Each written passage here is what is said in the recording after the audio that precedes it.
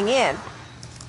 Selon Magda Havas, spécialiste en bioélectromagnétisme à l'Université Trent, les inquiétudes de ses résidents sont fondées.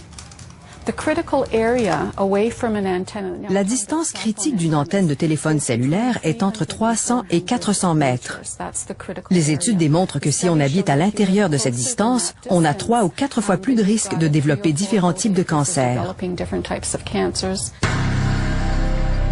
2 études épidémiologiques, une allemande et l'autre israélienne, font état de ce lien avec le cancer. Certains riverains d'antennes souffrent également du syndrome des micro-ondes. De nombreuses études épidémiologiques confirment ces symptômes. Dépression, maux de tête, fatigue, perte de mémoire, étourdissement et insomnie, entre autres. Les 8000 antennes de cellulaire au pays nous exposent à une radiation constante de micro-ondes. Mais ce ne sont pas les seules sources. Même dans nos maisons, nous sommes plongés dans un bain chronique de micro-ondes. Nous avons des antennes miniatures qui émettent continuellement un signal invisible à l'œil nu. En fait, même le four à micro-ondes est un puissant émetteur. Dans sa cuisine, le professeur Magda Havas fait chauffer une simple tasse d'eau. Elle mesure les micro-ondes qui s'échappent du four. Nous mesurons plus de 1000 microwatts par mètre carré. Nous ne pouvons pas mesurer jusqu'où ça va, mais plus nous nous approchons et plus les niveaux montent. Surprenant, puisque ce four d'une puissance de 1000 watts ne devrait pas laisser échapper de radiation. Malheureusement, c'est normal. Les manufacturiers affirment qu'ils sont adéquatement blindés, mais ils ne le sont pas. Tous les fours que j'ai testés ont émis de la radiation sur plusieurs mètres. Est-ce que cette radiation peut poser un risque pour la santé? Il y a eu de nombreuses études qui ont examiné les effets de la radiation micro-ondes sur la santé. Et maintenant, nous sommes exposés de partout.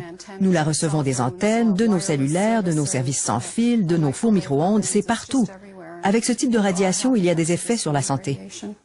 La même démonstration, cette fois-ci, avec les téléphones domestiques sans fil.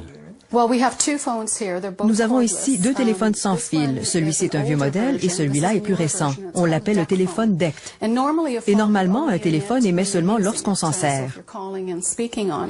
Vous voyez que ce téléphone-ci est branché, mais il n'émet pas. Mais si vous branchez celui-ci, il se met immédiatement à émettre des micro-ondes de façon constante. Alors même si vous ne l'utilisez pas, il irradie. Si vous avez un de ces téléphones DECT dans votre chambre, c'est comme dormir à côté d'un four micro-ondes qui fonctionne. Mais comment savoir si notre téléphone émet continuellement? Vous prenez une radio et syntonisez la bande AM à la plus basse fréquence, entre 2 stations. Vous saurez si vous avez un téléphone DECT. Par exemple, celui-ci n'est pas un DECT, vous n'entendez rien. Par contre, si vous l'approchez de celui-ci,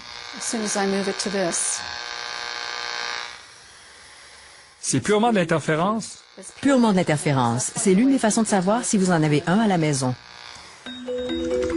Le Wi-Fi est une autre source de micro-ondes de plus en plus présente dans les maisons.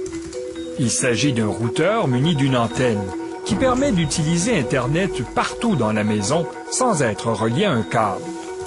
Cette antenne est à la fois un émetteur et un récepteur de signal micro-ondes. L'ordinateur a également une antenne. Le professeur Havas mesure les micro-ondes qui s'en dégagent. La radiation est émise ici et se propage vers nous, ce qui nous expose. L'appareil de détection est directionnel et mesure seulement l'intensité de la radiation provenant de cette direction-ci. Mais fondamentalement, nous sommes enveloppés, nous sommes entourés de cette forme d'énergie.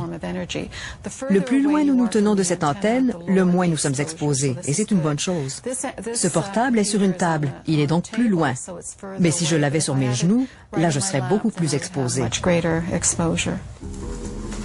Lorsque l'on navigue sur Internet, l'antenne de l'ordinateur émet et reçoit un signal continuellement. Hey Michel, ça va bien? C'est le même principe lors d'une conversation au téléphone cellulaire. On émet un signal lorsqu'on parle et on reçoit un autre signal lorsqu'on écoute. Parfait. Moi aussi, je vais pouvoir être là, mais j'ai encore des petites choses à faire. La puissance moyenne du Wi-Fi est relativement élevée.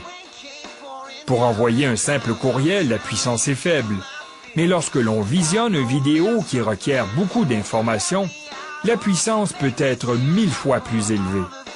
On a mesuré toute une série d'effets biologiques bien en bas de la puissance moyenne du Wi-Fi. Troubles de mémoire, maux de tête, étourdissement et insomnie. En France, en décembre 2007, des problèmes de santé sont apparus dans 6 bibliothèques municipales parisiennes.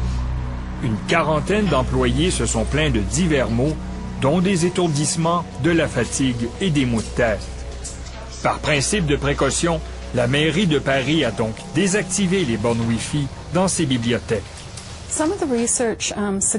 Il y a des études qui démontrent que d'être exposé à une très haute intensité pour une courte période est à peu près l'équivalent d'être exposé à une faible intensité pour une très longue période.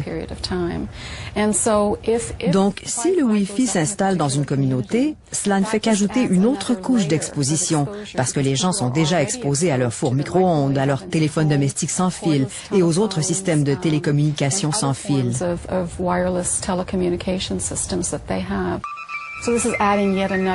Donc, cela ajoute une autre couche. Ce n'est pas uniquement le Wi-Fi. Et le problème, c'est que toutes les communautés en veulent.